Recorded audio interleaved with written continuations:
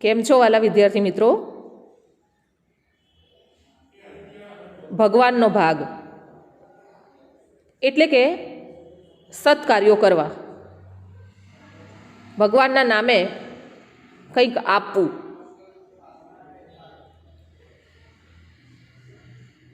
આપણા જીવનની બે અવસ્થા હોય છે, એક બાળપણ અને એક મોટપણ. બાળપણમાં આપણે નિર્દોષ હોઈએ છીએ, ભગવાનમાં આપણને શ્રદ્ધા હોય છે, દરેક વાતમાં આપણે ભગવાનને આગળ રાખીએ છીએ. નાના હોઈએ અને આપણી પાસે કંઈક હોય તો આપણે ભગવાનનો ભાગ અલગ કાઢીને મૂકી દઈએ છીએ.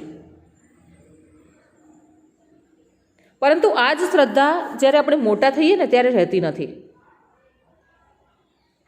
મોટા થઈને આપણે ઘણું કમાઈએ, ઘણી સુખ સંપત્તિ મેળવીએ, પણ જ્યારે ભગવાનનો ભાગ પાડવાનો વખત આવે ને ત્યારે આપણે ભગવાનને ભૂલી જઈએ છીએ. આપણને નકામી વસ્તુ લાગે છે. તો આપણું સ્વાર્થીપણું છે, અહંકાર છે. આવો જ ભાવ રમેશ પારેખ રચિત આ કાવ્યમાં આપણને સમજવાનો છે. રમેશ પારેખ, એમનું પૂરું નામ રમેશ મોહનલાલ પારેખ છે અને જન્મ અમરેલીમાં થયો. તેઓ 7મા-8મા દાયકાના નોંધપાત્ર ઉત્તમ ગીત કવિ તરીકે ઉભરી આવ્યા.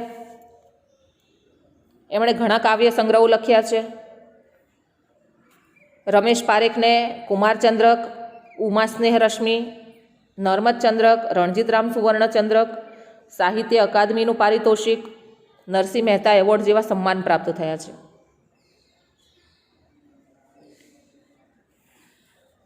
આ કાવ્યમાં કવિ બાળપણથી શરૂ કરીને જીવનના છેલ્લા પડાવ સુધીની ગતિનો આપણને સંકેત કરે છે. કવિ કહે છે કે તે મિત્રો સાથે નાનપણમાં ભેગા થઈ અને ચણીબોર અને કાતરા વીણતા, કોઈકની વાડીમાં ઘૂસીને ચીભડા ચોરતા, વડના ટેટા પાડતા. પછી બધાય ભાઈબંધો પોતાના ખિસ્સામાંથી આ બધાય ફળો કાઢી અને એની ઢગલી કરતા અને સૌના સરખા ભાગ કરતા. આપણે પણ નાના હતા ત્યારે આંબલીના કાતરા પાડવાની મજા આવે.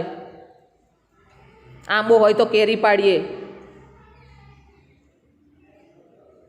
કોઈકની વાડીમાં ઘૂસીને ચીભડા ચોરી લઈએ, બરાબર?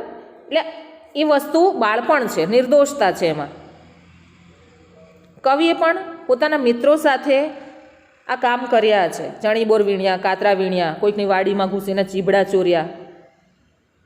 અને બધા નાના નાના એ મિત્રો ભેગા થઈ અને પછી પોતાના ખિસ્સામાં જેટલા પણ ફળો ભેગા કર્યા હોય એ કાઢે અને એની ઢગલી કરે અને પછી બધાનો એક સરખો ભાગ પાડી દે.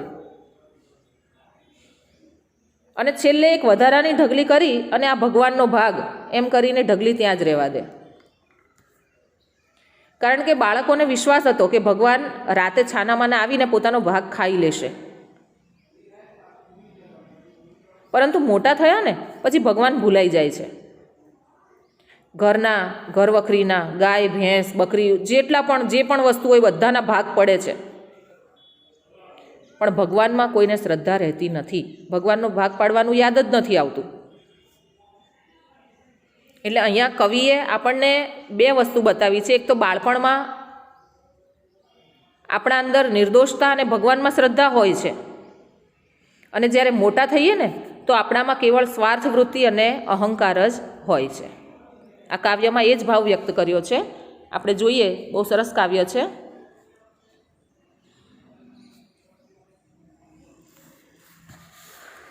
જો કવિ શું કહે છે, એમના મિત્રો સાથે નાનપણમાં બોરા વીણવા જતા, કાતરા પણ વીણતા, કોકની વાડીમાં ઘૂસી ચીભડા ચોરતા, ટેટા પાડતા. ઘૂસી એટલે કે બળજબરીથી દાખલ થવું, ઘૂસવું. સામાવાળાની ઈચ્છા ના હોય ને તો પણ આપણે અંદર જતું રહેવું. અને ટેટા એ ફળ છે, વડનું જે ફળ કહેવાય એને ટેટા. કવિ શું કહે છે?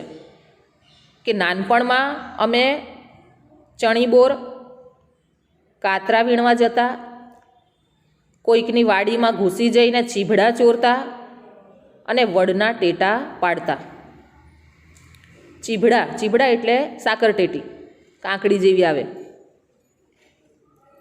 અહીંયા એક વાક્યનો પ્રશ્ન પૂછાય કે બાળપણમાં કવિ મિત્રો સાથે શેનો ભાગ પાડતા હતા? તો બાળપણમાં કવિ મિત્રો સાથે ચણીબોર, કાતરા, ચીભડા અને વડના ટેટાના ભાગ પાડતા હતા. પહેલો જ પ્રશ્ન ધ્યાન રાખજો. બધા ભાઈબંધો પોતાના ખિસ્સામાંથી ઢગલી કરતા ને ભાગ પાડતા. આ ભાગ ટીકુનો, આ ભાગ દીપુનો, આ ભાગ ભનિયાનો, કનિયાનો. મિત્રો ભેગા થઈ અને જે ફળ ચોરી લાવતા યા તોડી લાવતા યા વીણી લાવતા હતા એ પોતાના ખિસ્સામાંથી કાઢતા, એની ઢગલી કરતા અને પછી બધાનો એક સરખો ભાગ પાડતા હતા. એટલે કવિના જે મિત્રો છે એમના નામ છે અહીંયા કે આ ભાગ ટીકુનો, દીપુનો, ભનિયાનો અને કન્યાનો. જેટલા મિત્રો હતા એમના સરખે સરખા ભાગ પાડી લેતા હતા. છેવટે એક વધારાની ઢગલી કરી કહેતા આ ભાગ ભગવાનનો. એક ઢગલી વધારાની રાખતા અને શું કહેતા કે આ ભાગ તો ભગવાનનો છે. બાળપણની વાત છે, નિર્દોષતા છે એમની, ભગવાન પ્રત્યેની શ્રદ્ધા બતાવી છે અહીંયા. બીજો એક પ્રશ્ન પૂછાય કે વધારાની ઢગલી કોના માટે રહેતી? વધારાની ઢગલી ભગવાન માટે રહેતી. સૌ પોતપોતાની ઢગલી ખિસ્સામાં ભરતા ને ભગવાનની ઢગલી ત્યાં જ મૂકી રમવા દોડી જતા. બધા મિત્રો પોતપોતાનો ભાગ લઈ અને ખિસ્સામાં મૂકી દેતા હતા અને ભગવાનની ઢગલી ત્યાં જ રહેવા દેતા અને પછી રમવા જતા રહેતા. ભગવાન રાતે આવે, છાનામાના ને પોતાનો ભાગ ખાઈ જાય એમ અમે કહેતા. બાળકો નાના છે, ભગવાનમાં શ્રદ્ધા છે, એટલે શું વિચારતા કે ભગવાન રાત્રે છાનામાના આવી અને પોતાનો ભાગ ખાઈ જાય છે, એટલે ભગવાનની ઢગલી એ લોકો ત્યાં જ મૂકીને રમવા પાછા જતા રહેતા. જો અહીં સુધી બાળપણની વાત છે, બરાબર. હવે બીજી અવસ્થા. કાવ્યના બે ભાગ પાડ્યા છે, પૂર્વાર્ધ અને ઉત્તરાર્ધ. પૂર્વાર્ધ બાળપણમાં છે, હવે ઉત્તરાર્ધ પછી મોટા થયા. હવે બાળપણ જતું રહ્યું છે. કવિ કહે છે અમે મોટા થઈ ગયા, બે હાથે ઘણું ભેગું કર્યું. બે હાથે ભેગું કરવું, ખૂબ જ કમાવવું. રૂઢિપ્રયોગ છે, ધ્યાન રાખજો. કવિ કહે છે કે પછી અમે મોટા થયા, બે હાથે ઘણું ભેગું કર્યું, ખૂબ કમાયા, માલ મિલકત ભેગી કરી, ભાગ પાડ્યા ઘરના, ઘર વખરીના, ગાય, ભેંસ, બકરીના, અને ભગવાનનો ભાગ જુદો કાઢ્યો. કવિ કહે છે કે અમે મોટા થઈ ગયા, ખૂબ કમાયા, ખૂબ જ માલ મિલકત ભેગી કરી, પછી ઘરના ભાગ પડ્યા, ઘર વખરી એટલે કે ઘરનો સર સામાન જે હોય એના ભાગ પડ્યા, ઘરમાં જે ઢોર હતા, ગાય, ભેંસ, બકરી, બધાના ભાગ પડ્યા. ભાઈઓ હોય ઘરમાં એટલે ભાગ તો પડે ને મોટા થયા પછી. નાના હતા ત્યારે સાથે હતા બધા. અને ભગવાનનો ભાગ જુદો કાઢ્યો. જો કોઈ પૂછ્યું કે ભગવાનનો ભાગ જુદો કાઢ્યો, તમે તમારા તો ભાગ લઈ લીધા. રબીશ, વાહિયાત, અર્થહીન. ભગવાનનો ભાગ, ભગવાનનો ભાગ કેવો? આ તો નકામું કહેવાય, વાહિયાત કહેવાય. રબીશ એટલે વાહિયાત, અર્થહીન. ભગવાન તે વળી કઈ ચીજ છે? ભગવાનની કોઈ વસ્તુ છે કે એનો ભાગ પાડીએ? સુખ, ઉમંગ, સપના, સગાઈ, પ્રેમ, હાથમાં ઘણું આવ્યું, કવિ શું કહે છે કે તું કેવી વાહિયાત વાત કરે છે, નકામી વાત કરે છે. ભગવાનનો તે કંઈ ભાગ હોય? ભગવાન એ કંઈ આપણા પરિવારના સભ્ય છે તો એનો ભાગ પાડવાનો છે? પછી શું કહે છે કે સુખ, ઉમંગ, સપના, સગાઈ, પ્રેમ વગેરે ઘણું ઘણું મેળવ્યું, ઘણું ઘણું આવ્યું. મોટા થયા, ખૂબ માલ મિલકત કમાઈ, સુખ આવ્યું. યુવાવસ્થા હતી એટલે ઉમંગ હતી, સ્વપ્ના હતા. પછી સગાઈ થઈ, ઘરના પરિવારના સભ્યો પ્રેમથી રહેતા હતા. હાથમાં બહુ બધું આવ્યું, ઘણું બધું મળ્યું. અચાનક ગઈકાલે ભગવાન આવ્યા, કહે લાવ મારો ભાગ. શું થયું? કવિ કહે છે કે અચાનક ગઈકાલે ભગવાન મારી સામે આવ્યા અને કહે મારો ભાગ ક્યાં છે, લાવ મારો ભાગ. મેં પાનખરની ડાળી જેવા મારા 2 હાથ જોયા ઉજ્જડ.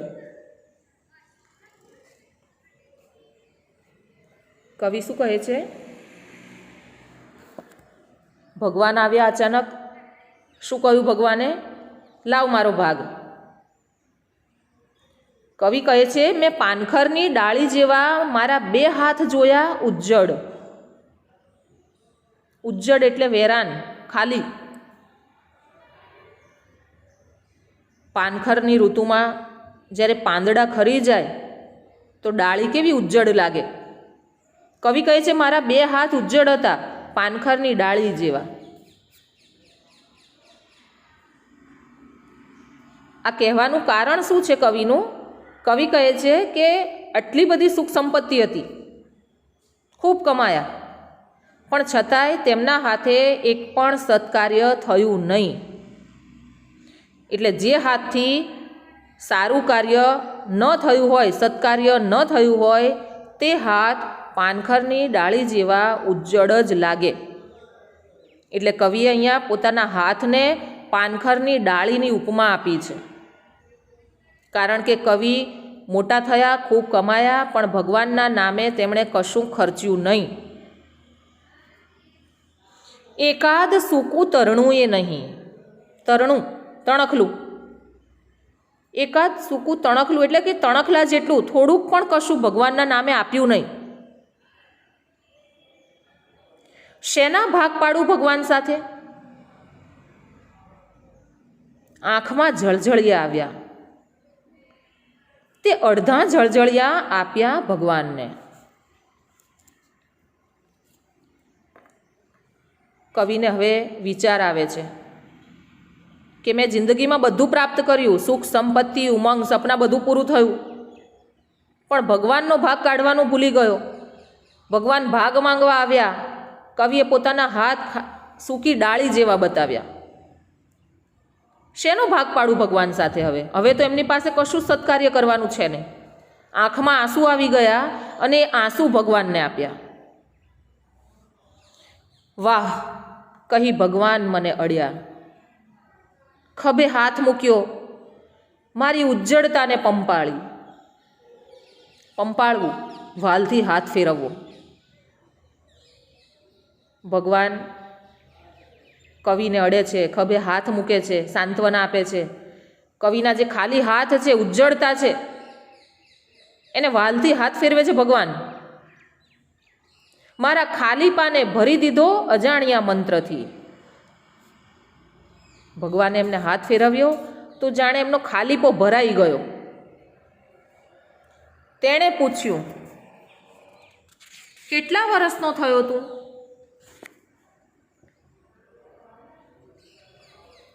તેણે પૂછ્યું એટલે કે ભગવાને પૂછ્યું કે તું કેટલા વર્ષનો થયો? 50નો, હું બોલ્યો. કવિ કહે છે હું 50 વર્ષનો થયો એવું કહ્યું. અચ્છા. ભગવાન બોલ્યા 100માંથી અડધા તો તે ખર્ચી નાખ્યા. હવે લાવ મારો ભાગ. અડધા ખર્ચી નાખ્યા એટલે કે કવિએ પોતાની અડધી જિંદગી સુખ સાહેબીમાં વિતાવી દીધી. પણ ભગવાનના નામે કોઈ પણ સત્કાર્ય કર્યું નહીં. એટલે અહીંયા કહ્યું છે કે અડધા તો તે ખર્ચી નાખ્યા, હવે લાવ મારો ભાગ. ભગવાન શું કહે છે કે હવે મારો ભાગ લાવ, કારણ કે ભગવાન હવે કવિની પાસે એનો બાકીના જીવનમાં સત્કાર્યો કરાવવા ઈચ્છે છે. આપણે આખી જિંદગી સુખ સાહેબીમાં વિતાવી દઈએ, ભગવાનનું નામ લેતા નથી, કોઈ સારા કાર્યો સત્કાર્યો કરતા નથી, ગરીબોને મદદ નથી કરતા. અહીંયા કવિએ પણ એવું જ કર્યું છે. એટલે ભગવાન કહે છે કે અડધા તો તે ખર્ચી નાખ્યા, હવે લાવ મારો ભાગ. ને મેં બાકીના 50 વર્ષ ટપ દઈને મૂકી દીધા ભગવાનના હાથમાં. કવિએ શું કહ્યું કે મેં ટપ દઈને એટલે કે તરત જ બાકીના 50 વર્ષ ભગવાનને આપી દીધા. એટલે કે ભગવાનને અર્પણ કરી દીધા, ભગવાનના હાથમાં આપી દીધા. મતલબ કે હવેના બાકીના વર્ષોમાં કવિ સત્કાર્યો કરશે. ભગવાન છાનામાના રાતે એનો ભાગ ખાય,